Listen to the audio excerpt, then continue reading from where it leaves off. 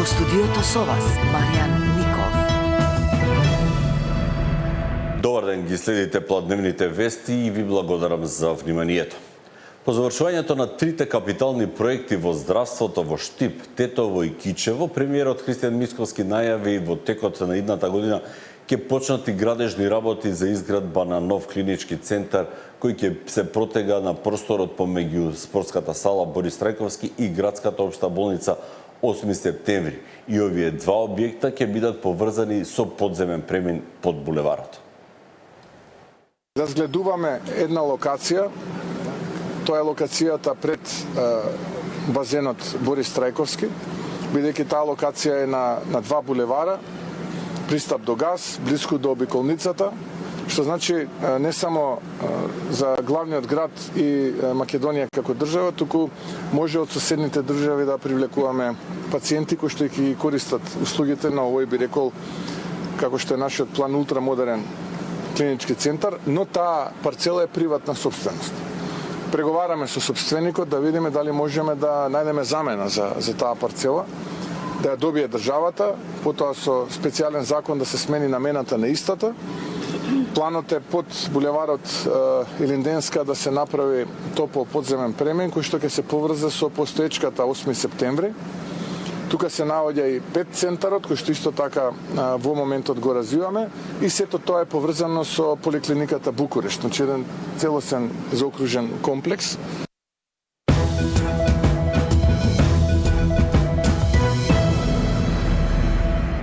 Со постојањето на камен темелник за доградба на основното општинско училиште Димитар Беровски во населбата Хром, општина Ѓорче Петров, ќе се овозможи едносменска настава во ова училиште. Уште позначените затоа што во негде околу период од месец дена, ова е трето училиште каде што ставаме доградба на камен темелник за доградба на нови простори. На оваа локација ќе се изградат 8 училници со вкупна површина од приближно околу 770 метри квадратни, 8 училници кои што ќе значат конечно создавање услови за едносменска настава. Успешното отварање на ново училиште за едносменска настава, односно за грижата која водат за образовната инфраструктура. Има ли поголем доказ за грижата која ова општина води за своите граѓани, односно за најмладите, кога во еден месец отвара 3 нови објекти и 3 нови доградби кои ќе послужат за подобар квалитет на образованието.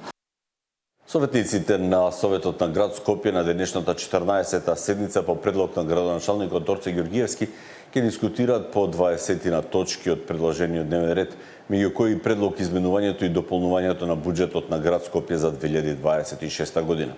Со овој ребаланс се предвидуваат финансиски средства за реализација на многобројни проекти од областа на урбаното планирање, локалниот економски развој, комуналните работи, спортот, образованието, заштитата на животната средина. Посебен акцент се става на реализацијата на проектите од областа на културата, како што се реконструкција на киното Милениум и реконструкција на планетариумот во МКЦ, како и проекти за особено значење за градот во пресрет на 2028 година, кога Скопје ќе носи титулата Европска престолнина на културата. Пред советниците, меѓу другото, денеска ќе се најде и предлог планот за изменување и дополнување на планот на програмите за развој во периодот од 2026 до 2028 година, според кој ќе се одобруваат средства за изградба на нова противпожарна станица за бригада за противпожарна заштита на град Скопје. Со изградбата на новиот објект се очекува зголемување на брзината на реакцијата на пожарникарите за технички интервенции, спасување човечки животи и ефикасна заштита од пожари во урбана средина и на отворен простор. Психолозите предупредуваат дека децата на разведени родители може да се соочат со проблеми во комуникацијата со врсниците. Разделбата најчесто е одлука на возрастните, а незините последици често најсилно ги чувствуваат најмладите членови на семејството. Разводот на родителите представува еден од најстресните животни настани за детето. Иако разделбата најчесто е одлука на возрастните, нејзините последици често најсилно ги чувствуваат најмладите членови на семејството. Сепак многу мал процент од родителите бараат психолошка поддршка за себе и за своите деца. Да, врачливо е, но тие не го практикуваат тоа. Повеќето доаѓаат за документ да земат нешто, например потврда или за судскиот процес, за она лично за себе не водат сметка ниту за децата, ниту за себе.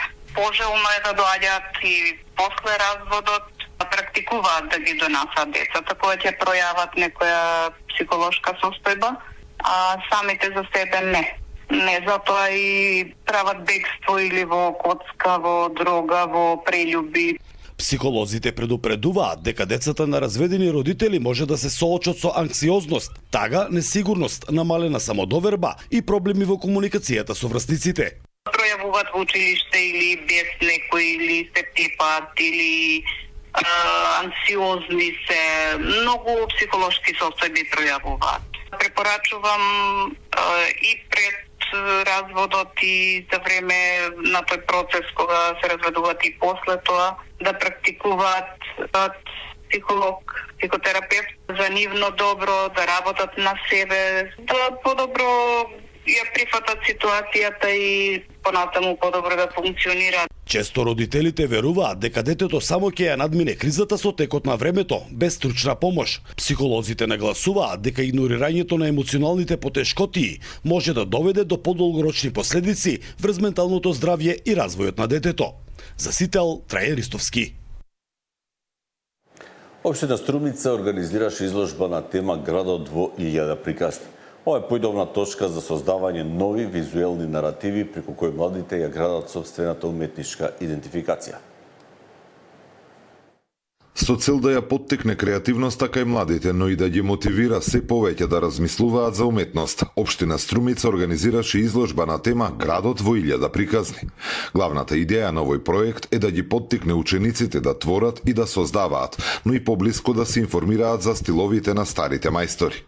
Преку спој на класичните ликовни техники и нивната креативност, учениците понудија автентичен поглед на Струмица.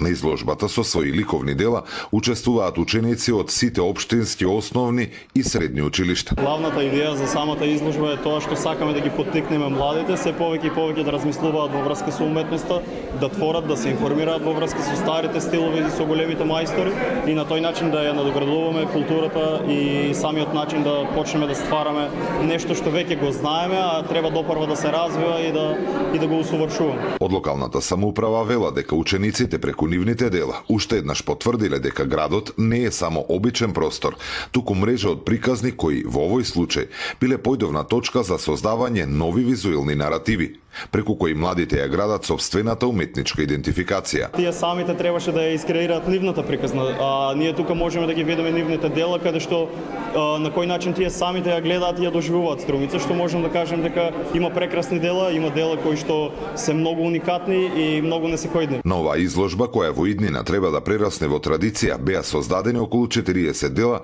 во различни ликовни техники. Зоран Ѓорѓиев за Сител телевизија.